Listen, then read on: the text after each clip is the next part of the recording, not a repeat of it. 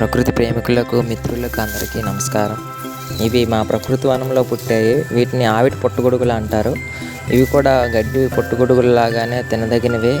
వీటిలో పోషకాలు ఎక్కువగా ఉంటాయి. మరి ఆరోగ్యానికి ఇవి చాలా మంచివి.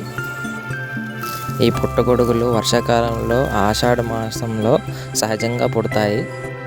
ఇవి అనుకూల పరిస్థితులు ఉన్నప్పుడు ముఖ్యంగా చెదపుట్ట నుండి ఉత్పత్తి అవుతాయి. ఇవి ఆరోగ్యానికి మంచివే కాక ప్రకృతి వ్యవసాయానికి ఒక అద్భుత ఉదాహరణ.